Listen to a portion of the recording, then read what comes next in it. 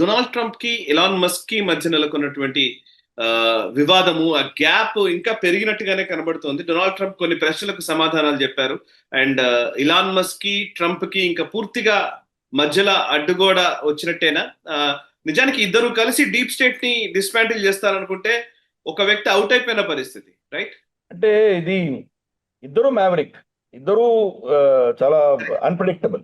వీళ్ళు యాక్చువల్లీ నాకు గుర్తుంది, ఇద్దరు కలిసి వాళ్ళ ప్రస్థానం మొదలు పెడుతున్నప్పుడు మీరు గ్లోబల్ రౌండప్ లోనే చెప్పిన సందర్భం నాకు గుర్తుంది బాగా. అప్పుడు మీరు చెప్పారు క్లియర్ గా, వీళ్ళిద్దరూ ఒక చాలా డిసైసివ్ మనుషులు, వాళ్ళ వాళ్ళ నిర్ణయాత్మక ధోరణితో ఉంటారు, ఇద్దరు కలిసి పని చేయగలరా అని మీరు చాలా స్పష్టంగా అప్పుడే అన్నారు. అదే జరుగుతోంది కూడా. కరెక్ట్. ఎలాన్ మస్క్ ఒకప్పుడు డెమోక్రాట్, అటువంటిది ఇక్కడ మరి ఇమ్మడగలదా?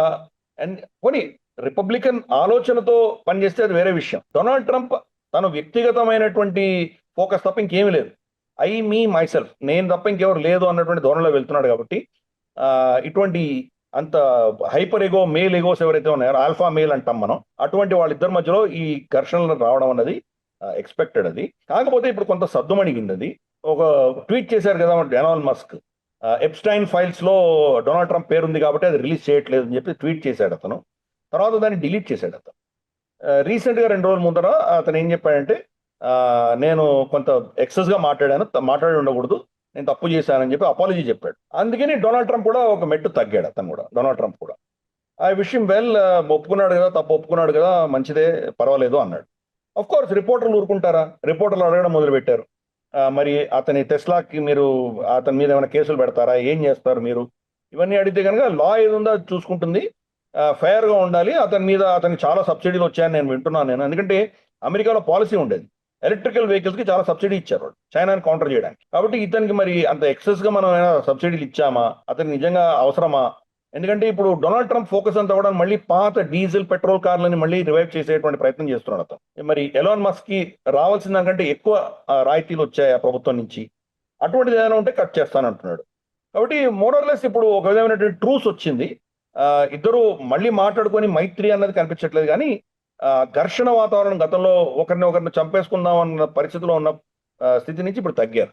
అందుకని ఇద్దరు అన్ప్రెడిక్టబుల్. రేపు మళ్ళీ ఇద్దరు కలిసిపోయి ఏమైనా చేసినా మనం ఆశ్చర్యపడక్కర్లేదు. 4 రోజుల తర్వాత మళ్ళీ ఒకరినొకరు తిట్టుకున్నా మనం ఆశ్చర్యపడక్కర్లేదు. అందుకని ఇద్దరు అన్ప్రెడిక్టబుల్.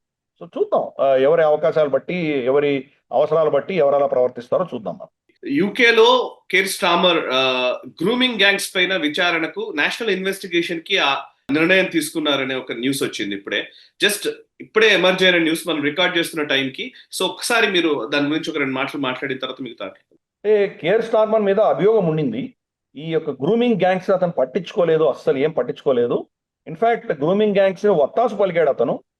కోర్టులలో వాళ్ళని సమర్థిస్తూ చాలా మటుకు ఇతను కేసులు వాదించడం ఇవన్నీ చేశాడని చెప్పేసి కేర్ స్టార్మర్ వ్యతిరేకంగా పెద్ద అభియోగం ఉంది. దీని మీద నేషనల్ లెవెల్లో ఇన్వెస్టిగేట్ చేయాలి అని చాలా డిమాండ్స్ ఉండినాయి ఎంతో కాలంగా. ఇది దాన్ని ఇన్ఫాక్ట్ అప్పుడున్నటువంటి మనకు రిషి సునాక్ ప్రభుత్వం కూడా దీని గురించి పెద్దగా ఏం చేయలేదు. రిషి సునాక్ కూడా ఏం చేయరు అని చెప్పేసి చాలా ఒత్తిడి తీసుకొచ్చారు. రీసెంట్ గా చాలా స్టాటిస్టిక్స్ వస్తున్నాయి, చాలా రిపోర్ట్స్ వస్తున్నాయి. గతంలో దీన్ని ఎలా దాచిపెట్టారు, ఎలా భయపడ్డారు ఇస్లామోఫోబియా పేరిట, అది పాకిస్తాన్ పేరు చెప్పకుండా ఏషియన్ మెన్ అని చెప్పడం, ఇటువంటివన్నీ చాలా విస్తృతంగా ఈ రిపోర్ట్స్ అనేవి రావడంతో ఒక విధమైనటువంటి నిర్ణయం తీసుకోవాల్సిన ఆవశ్యకత ఉండింది. కేర్ స్టార్మర్ తీసుకుంటారా లేదా అని చెప్పి అందరూ డౌట్ పడ్డారు. కానీ నిర్ణయం తీసుకోవడం మంచిదే. అది ఫుల్ స్కేల్ ఇన్వెస్టిగేషన్ జరగాలి. దీని వెనకాల ఎవరున్నారో దాన్ని, వాళ్ళ దోషులందరినీ శిక్షించాలి. ఎవరెవరు ఈ శక్తులు దీన్ని ప్రోత్సహిస్తున్నారో వాళ్ళందరినీ కూడా మనం ఐడెంటిఫై చేయాలి.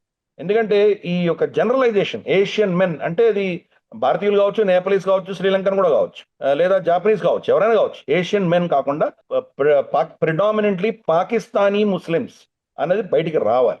కాబట్టి ఇన్వెస్టిగేషన్ జరిగి తీరాలి. ఇన్వెస్టిగేషన్ నిర్ణయించుకున్నందుకు మనం ఆయన సమర్థిద్దాం. ఈ వీడియో మీకు నచ్చినట్టయితే లైక్ చేయండి, 10 మందికి షేర్ చేయండి. అలాగే కామెంట్ల రూపంలో మీ అభిప్రాయాలను మాతో పంచుకోండి. Nationalist hub group of channels ను సబ్స్క్రైబ్ చేసుకుని తెలుగునాట జాతీయవాద జర్నలిజాన్ని ప్రోత్సహించండి. ఈ వీడియో కింద ఉన్న బెల్ ఐకాన్ పై క్లిక్ చేయడం మర్చిపోవద్దు.